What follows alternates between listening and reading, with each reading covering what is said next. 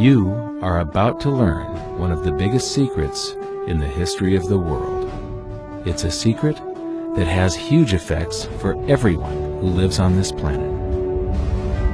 Most people can feel deep down that something isn't quite right with the world economy, but few know what it is.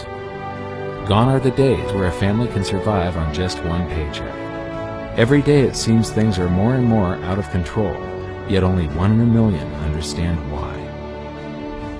You are about to discover the system that is ultimately responsible for most of the inequality in our world today.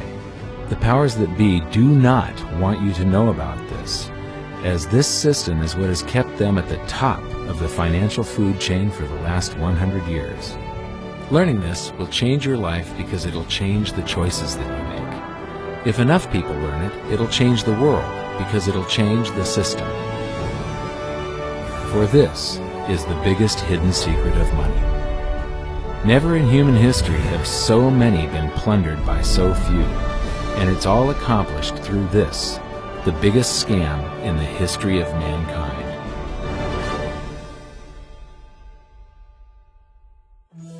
They say that money doesn't grow on trees, but the truth is that the modern banking system creates currency far faster than trees can grow. Most people don't have a clue how currency is created.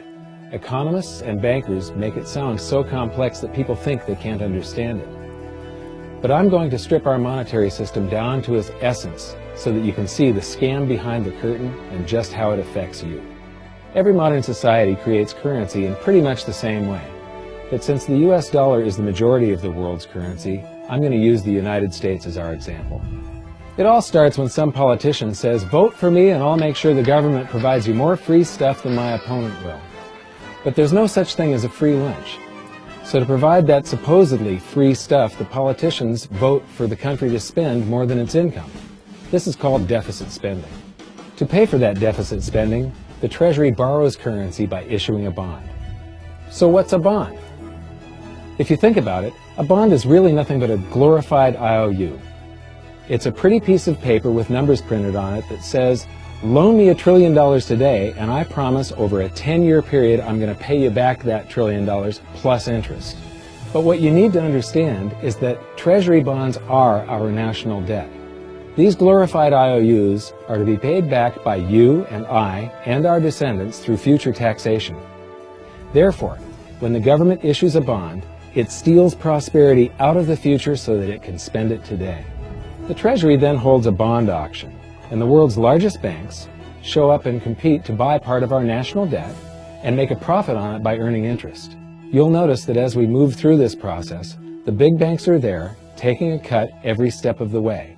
This isn't by chance, as you'll see shortly. Then, through a shell game called open market operations, the banks get to sell some of those bonds to the Federal Reserve at a profit. To pay for the bonds, the Federal Reserve opens up its big old checkbook and writes bad, bogus, counterfeit checks that should bounce because they're drawn on an account that always has a zero balance. There isn't 1 penny in there. To quote from the Boston Federal Reserve, "When you or I write a check, there must be sufficient funds in our account to cover that check. But when the Federal Reserve writes a check, there is no bank deposit on which that check is drawn. When the Federal Reserve writes a check, it is creating money." The Fed then hands those checks to the banks, and at this point, currency springs into existence. The banks then take that currency and buy more bonds at the next Treasury auction. But what is a check? A check is also an IOU. When you write a check, you're making a note that says, "Here's my IOU for cash. All you have to do is go to the bank and pick it up." Now, it's very, very important that you understand this process because we're going to come back later and show you the devastating effect this has on you. The Treasury issues IOUs, bonds. The banks then buy those IOUs with currency. The Federal Reserve then writes IOUs, checks, and hands them to the banks in exchange for the Treasury's IOUs, the bonds. And currency is created. So what's really happening is the Federal Reserve and the Treasury are just swapping IOUs, using the banks as middlemen, and abracadabra, presto, currency magically springs into existence. This process repeats and repeats over and over again, enriching the banks and indebting the public by raising the national debt. The end result is that there's a buildup of bonds at the Federal Reserve and currency at the Treasury. This process is also where all paper currency comes from. The Federal Reserve and the government mistakenly call it base money because they didn't watch episode 1 of this series and they don't know the difference between money and currency. But I will correctly refer to it as base currency because it is not money. It is currency, and as we've learned, there is a big difference. Money has to be a store of value and maintain its purchasing power over long periods of time. We learned in episode 1 that earlier in our history, our paper currency was just a claim check. It was a representation for real money of intrinsic value, the gold and silver that was held on deposit at the Treasury. You could walk into any bank and slap your currency, like say a $20 bill, on the counter and redeem it for real money, a $20 gold piece. But now, this base currency that's piling up back here is really nothing but a receipt or a claim check on an IOU, that bond. So it's really nothing but a supply of numbers. The Treasury then deposits the newly created currency into the various branches of the government, and the politicians say, "Hey, thanks for that." And the government does some deficit spending on public works, social programs, and war. The government employees, contractors, and soldiers then deposit their pay in the banks. Now, this may come as a shock to you, but when you deposit your currency with the bank, you're not actually depositing it into an account to be safely held in trust for you. Instead, you're actually loaning the bank your currency, and within certain legal limits, they can do with it pretty much anything they please.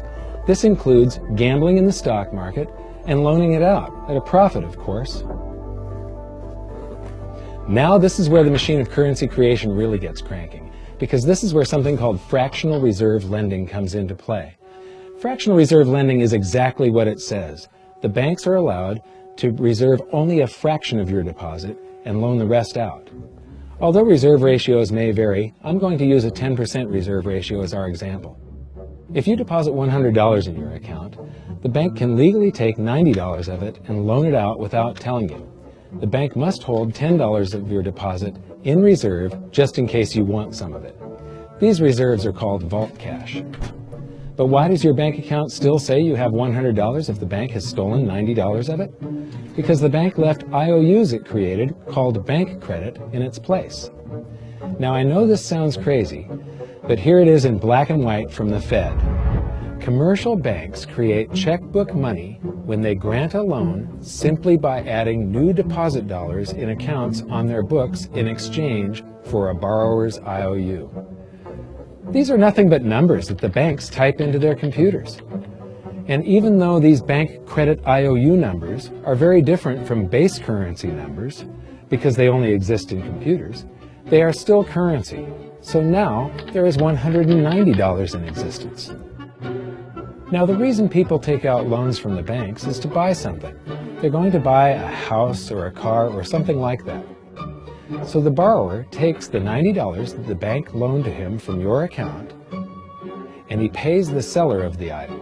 But then the seller deposits that currency into his account, and his bank loans out 90% of that and leaves bank credit numbers in its place. So now there's $271 in existence. This process repeats and repeats until under a 10% reserve ratio, an initial deposit of just $100 can create up to $1,000 of bank credit, all backed by $100 of vault cash, just 10%. But as I said, reserve ratios vary wildly. On some deposits, it's 10%, on others, it's 3%, and on some forms of deposits, reserve requirements are 0. The result is that the expansion of the currency supply by the banks is far greater than even this example would lead you to believe. So once again, when currency is deposited in the banks get to lend it out, and then it gets redeposited and relent, redeposited and relent, redeposited and relent over and over again, creating bank credit all the way. This is where the vast majority of our currency supply comes from. In fact, 92 to 96% of all currency in existence is created not by the government, but here in the banking system. Now, massive amounts of currency spewing into society may at first sound like a fun idea. That is, until you remember one of the most important hidden secrets of money from episode 1, that the prices of everyday goods and services act as a sponge on an expanding currency supply. The more currency we have, the more prices rise. This is where inflation comes from. The true definition of inflation is an expansion of the currency supply.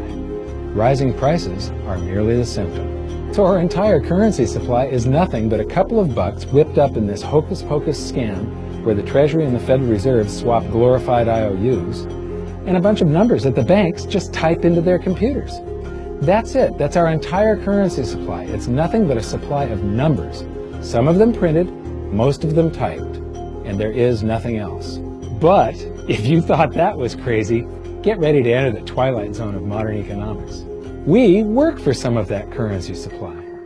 True wealth is your time, but we trade away moments of our lives, hour by hour, day by day, and year by year, for numbers that somebody printed on pieces of paper or just typed into a computer. Now those numbers represent our blood, sweat, tears, labor, ideas, and talent. We are what gives the currency its value. But here comes the really cruel joke. We work hard so that we can save some of that currency, so that we can pay the tax collector. In the United States, it's known as the IRS. They then turn it over to the Treasury so that the Treasury can pay the principal plus interest on that bond that the Federal Reserve bought with a check drawn on an account that has nothing in it. Now let's do a recap on this section, because this is where the system begins to rob you and I on a massive scale. Much of our taxes are not used for schools, roads, and public services, but to pay interest on bonds that the Federal Reserve bought with a check drawn on an account that has nothing in it. The Federal Reserve is committing fraud. But here's one of the biggest secrets of them all. Before the establishment of the Federal Reserve, there was no need for personal income tax. The Federal Reserve was created in 1913, and that very same year, the Constitution was amended to allow income tax. Do you really think this was just a coincidence? Ask yourself how much income tax you've paid over your lifetime. Much of it has been silently siphoned away into the hands of those who own the system. Yes, this system has owners. Who they are is an even bigger secret that we'll get to shortly. But first, we need to understand the mumbo-jumbo of the so-called debt ceiling. It's all based on a huge paradox. There was interest due on that bond, and there was interest due on every one of those loans that the banks made. That means that there is interest due on every dollar in existence. Let me ask you something. If you borrow the very first dollar into existence, and that's the only dollar that exists on the planet, but you promise to pay it back plus another dollar's worth of interest, where do you get the second dollar to pay the interest? The answer is that you have to borrow that one into existence and promise to pay it back with interest as well. So now there are $2 in existence, but you owe $4, and so on and so on. The result is there's never enough currency to pay the debt. There is always more debt in the system than there is currency in existence to pay the debt. Therefore, the whole system is impossible. It is finite. It will come to an end one day. What would happen if the government stopped borrowing to do deficit spending? Are the payments on those treasury bonds going to stop? What would happen if the public stopped borrowing and going deeper into debt? Are your house and car payments going to stop? No. There is a payment due every month on the principal plus the interest on every dollar in existence, and those payments do not stop. If we stop borrowing, then no new currency is created to replace the currency that we used to make those payments.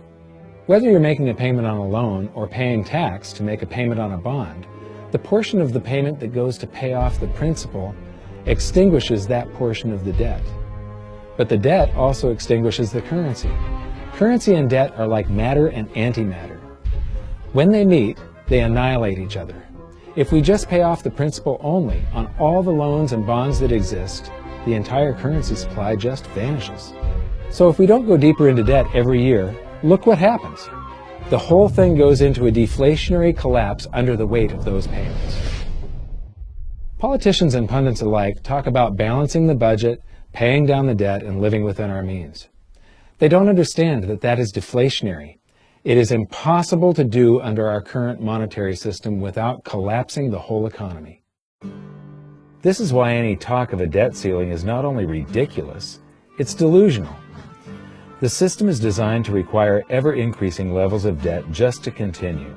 And that's why politicians will always kick the can down the road and raise this so-called debt ceiling over and over again until the whole system finally collapses under its own weight.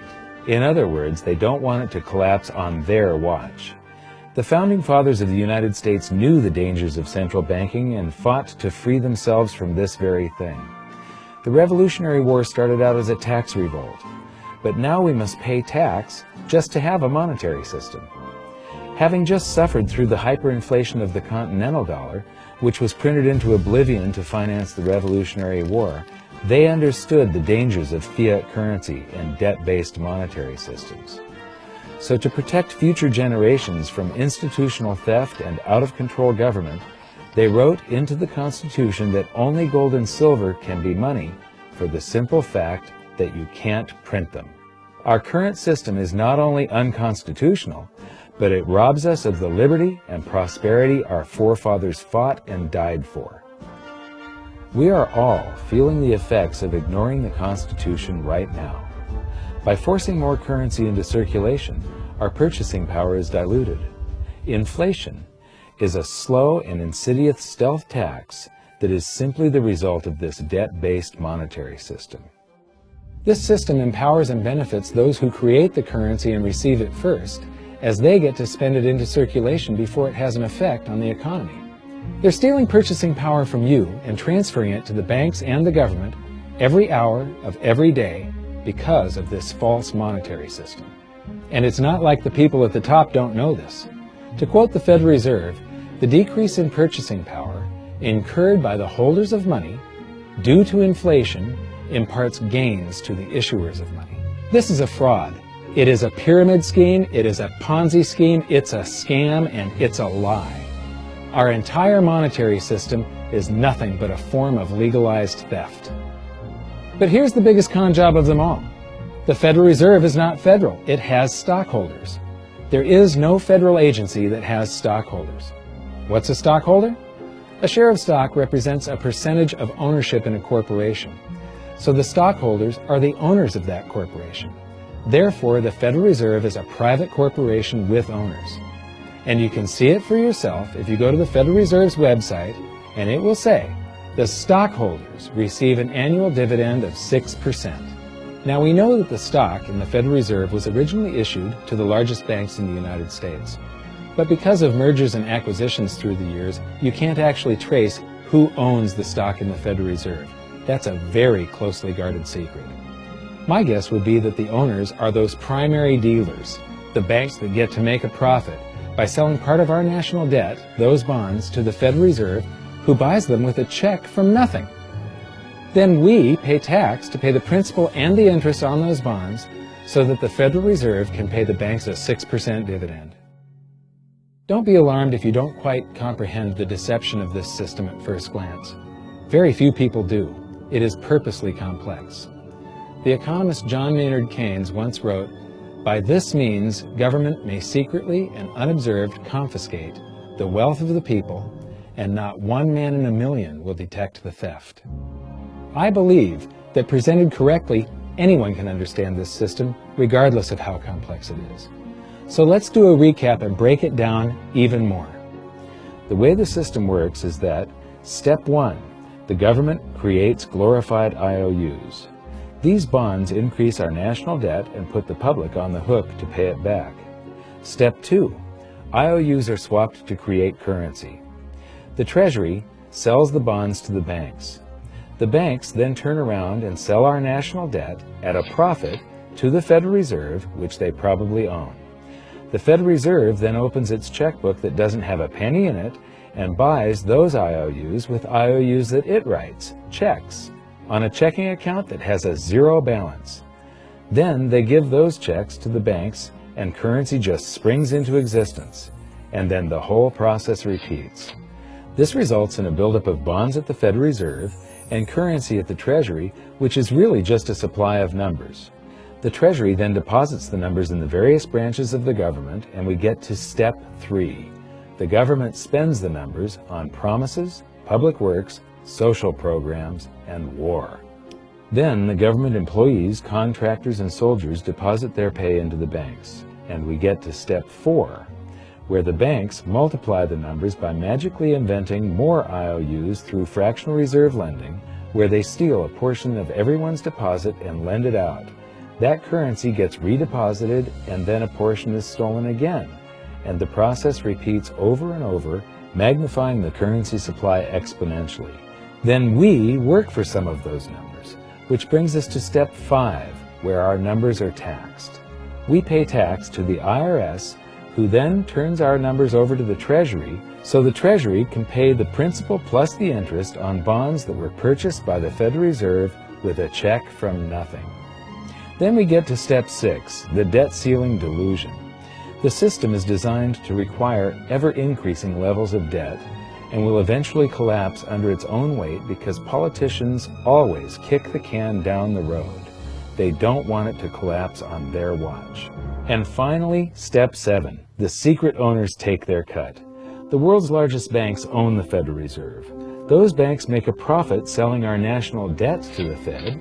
They make a profit when the Fed pays them interest on the reserves held at the Fed, and the Fed pays them a 6% dividend on their ownership of the Fed. This system is fundamentally evil. It funnels wealth from the working population to the government and the banking sector. It is the cause of the artificial booms and busts of modern economies, and it causes great disparity of wealth between the rich and the working class. And it is only possible because we no longer use real money, we use currency.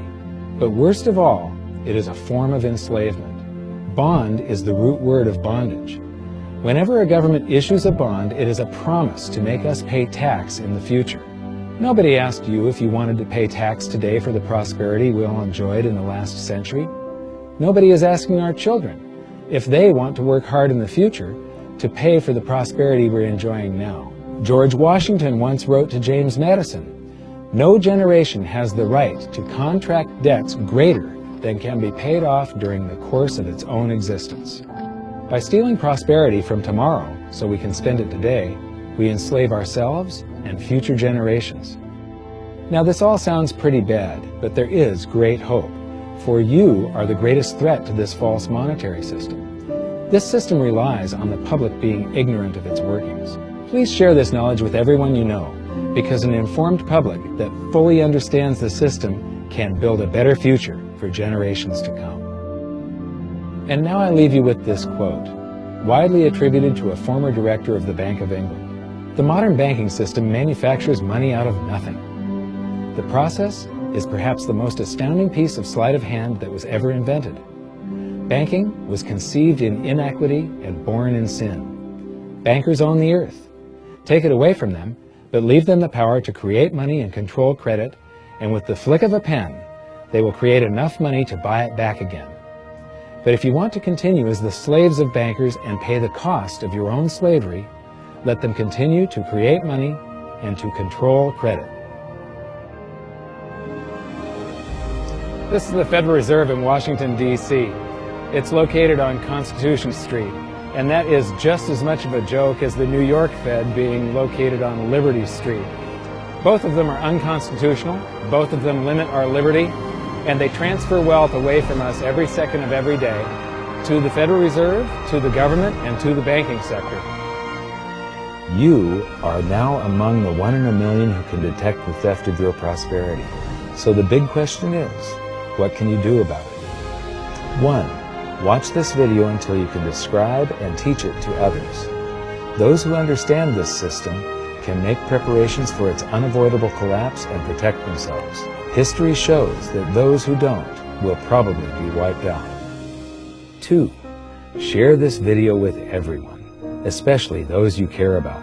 All it takes is a mouse click or two to get this message in front of millions. Post this video on Facebook, tweet it, email it to loved ones. Please share it wherever you can. 3. Join the conversation. The current world monetary system is based on a 300-year-old design meant to enrich a few at the expense of the many. There must be a better way. At hiddensecretsofmoney.com, we've created an open-source platform for the design and development of a new world monetary system.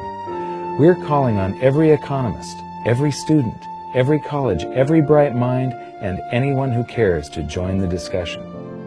In educating ourselves and each other, we can prevent the further loss of our freedoms and maybe, just maybe, win some of them back.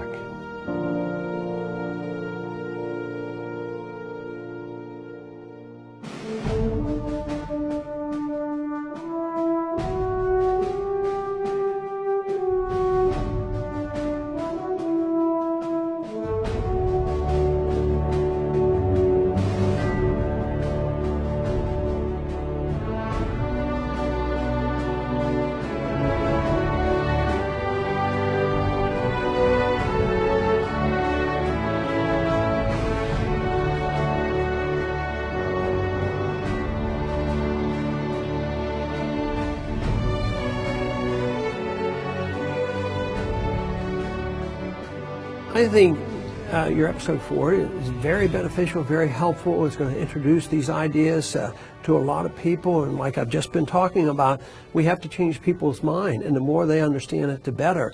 And I think we're at this point now where more people in the last several years, 4 or 5 years, have thought about the Fed than they ever have in the previous 95 years. So I think an explanation and diagrams to show it is very helpful, because quite frankly, they're not going to get it in their grade school. They're not going to get it in their high schools. They're not going to get it in college unless they're in a very rare circumstance to understand how this works.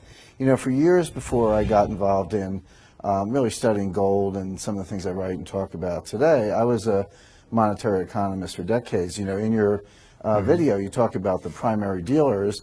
I was chief counsel and chief credit officer of one of the largest primary dealers for 10 years. So I had an inside seat on the Treasury market and have the privilege of working with several former vice chairmen of the Board of Governors, Manley Johnson and David Mullins, going back to the 80s and the 90s. So I'm very immersed in what you were talking about, and I thought it was extremely accurate, extremely clear. I didn't think you were stretching on any points. It was really like something out of a PhD course, except that it was very easy to understand. I think it's accessible. I think we're seeing a little bit of a revolution in communications in the following sense. You know, as you point out, the Fed was created in 1913.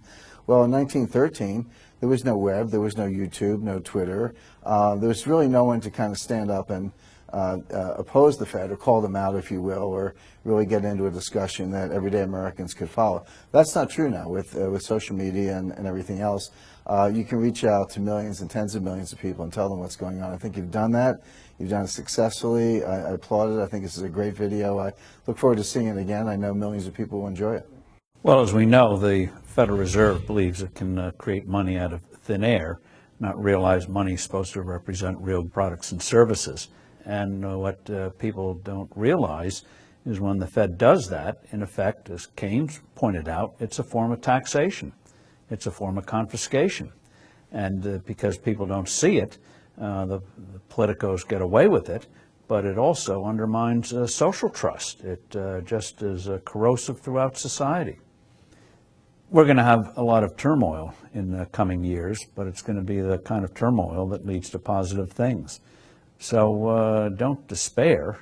Get out there and fight, because the tide is going to turn. This is going to be the status last stand. Thank you. This episode of Mike Maloney's Hidden Secrets of Money was brought to you by GoldSilver.com and the new Silver Pegasus Round. To learn how to protect your family and turn the coming economic storms into opportunity, visit GoldSilver.com.